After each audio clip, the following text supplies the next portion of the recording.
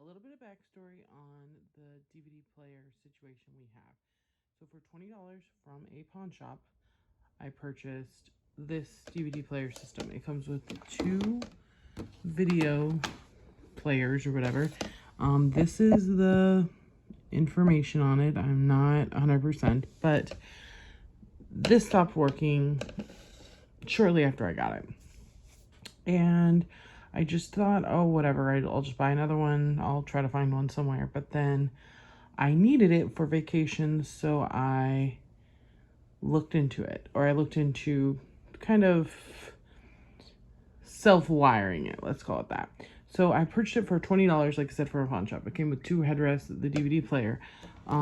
These cords, I'm not sure what this is called, but somehow this takes both power and the DVD that plays in this to these players. I don't know what that contraption's called. It also came with a car charger.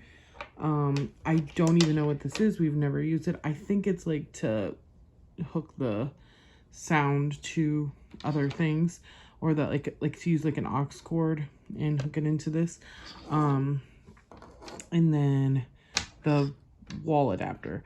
We don't use the wall adapter, even though you'll see that we do use a inverter. It also came with the case, which I really appreciate, because we store all this stuff in that case, well, except for the DVD player, but you'll see it in a minute. So these have to be connected to this to work. So this is like their power supply. So this hooks into the side here. The back, I lied, the back. So essentially you hook one or two, whatever, however many you have, into the back of here, and it goes to here, and that's power to this. It's also a DVD player, but this specific DVD player does not work. It won't read discs. I'm not sure what's wrong. I tried like using a disc cleaner and a couple other things, but I couldn't get it to work. So I purchased this. This was $30 from Walmart. It was an outrageous price to hook up this Blu-ray player. This Blu-ray player didn't cost me anything. It's one we already were not using at home. So like I said, it just lives in the car. It's the only thing that doesn't go in that case, by the way. Not that that matters, but if you're looking to only use this part-time, which is what I use it for, only for going on trips longer than 3 hours. So, okay. So then these are other things you would need to purchase if you're going to try to do this also. So you need this converter, like I said, for the DVD player. Now, this thing is loud-ish. When you're driving on a road trip, so you don't need both red and white to make something make sound. So what we do is we hook this up to here, white and red, and then one of these goes to one of the TVs and one goes to the other. Now these plug in down here on the bottom. Now, I assume that would be for like video games or something like that, but it works. So one of these go in here, either red or white. I don't even think I coordinated them. I'm not 100%, but I'm pretty sure I don't. It doesn't matter how those hook on. And then this is, like I said, this was where the magic happened. This is where I decided this was going to be a great idea and it was going to work. So you plug in this cord. This is your money piece, okay? I'm sure you could get like some other way to convert stuff and things like that, but this is definitely the thing that you need to buy. And I don't know why this is dirty, but we're just gonna go with it, okay? So this plugs into the yellow, and then one of these plug in to here, and then the other one plugs in to here. So essentially you just so I would put this green cord into the yellow there, and then the blue one into this yellow. And then, I mean, you'll see it in the video. You can totally see that both are working. You can see and hear on both screens. Another thing about these specific DVD players, and I assume they're cheap everywhere. I mean, I think they're kind of old. The thing about these specific players is they do have headphone jacks. 2 of them apparently. I didn't even know there was 2, but and then another thing, so you turn this on and it'll have a power mode, and then you select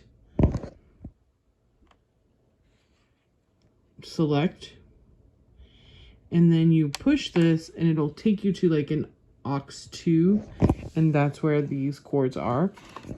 Like I said, just like with this DVD player, you could use this for a game system, or I can't think of anything else, but like maybe like a Roku. 3 cords, and I don't know what those cables are called. I think they're called AV cables, but I'm not 100%, so don't come at me. But like I said, I'll play the video of it actually installed in the car, and then this is just a more rundown of what was actually went into having each piece work correctly. DVD players, they're dual DVD players. They're for the headrest. A couple years ago, for the kids to come home from Iowa, and the DVD player stopped working. It doesn't read disc. It'll read like 1 in 10 discs. I don't know what's wrong. So I took this Blu-ray player just from my house, and I bought this contraption. It's for audio, or maybe it's for video. I can't remember what the box said. From Walmart. It was like $6. It's pretty cool. Let me see if I can hold it better. So it has 1 male end and 2 female ends to connect the video to. And I have the DVDs over there, and I pushed the seats all the way up in my Atlas so that I could get around in here better because of the car seat, and that's never a good idea. Another thing I had to purchase, which was a fortune. It cost so much, I almost thought about just buying a new set somewhere. But I have this inverter thing. It was $30. Not worth it, I don't think, but now we have it. It's $30. It plugs in. That way the Blu-ray player can plug in. And success. We have both headrests in. You'll see this one's a little bit lower. We kind of do that on purpose. My daughter's, smaller, and she sits over there. But now we start the DVD nonsense. So they have to be plugged into this DVD player, but for power. But we have to cord this one along. So let's hope that we don't run into any issues. I had like a filmographer. So this one, which is the one that's on the opposite side of where all the cords are going to be, only needs these 3 cords. So my idea is to bring them through the center console and up to this so that we have no excess lag. Let's see how it works. Okay, so I left a little bit of lag here because I know my seat's gonna come back, and be able to wiggle that a little bit. Also, there's a fray here. I should put that on the bottom, but I'm not even gonna worry about it now, but in the future, I will remember that.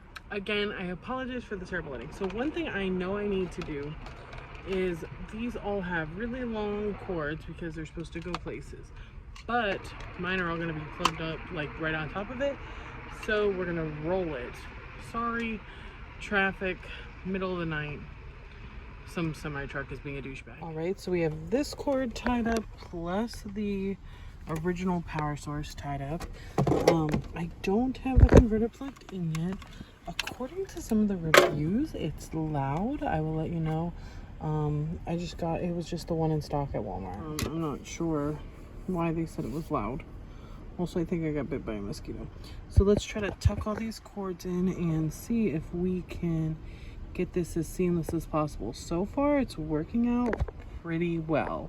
Pretty excited that there's maybe not going to be a ton of cords everywhere.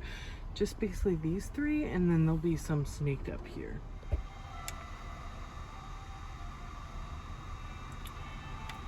So, on This is how it looks with the seat pushed forward all the way. And it doesn't look too bad, no worse than it has before. I'm gonna pull the seats back, see if I can hide this a little bit better. But I do, of course, want to be able to access this DVD player. And on second review, you can hear it. There is a fan noise. What is it called? The inverter or whatever it's called. But it's not too bad, and you definitely can't hear it. Let me try to turn this one on. You definitely can't hear it over the DVD. You can hardly hear it now, but you can't hear it probably over the TV. And the car's running. The car's running right now, and you can kind of hear it. It's no big deal for me. So we will see what the seats look like. With the seats pushed back, it basically covers it completely. So, one other thing about it, let's get it to open here. So it opens just fine, but it doesn't, look, made me out of a lie.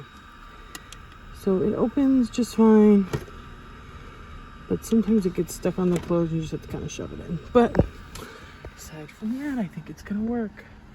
Now, one thing is, make sure you unplug this every time, at least if you have a car similar to ours, because our Atlas does not have a strong battery. It cannot hold a lot of stuff plugged in, stuff like that, without the car on. So make sure you unplug it when you're not using it. But aside from that, I think it's a pretty big win, and it works, which is most important.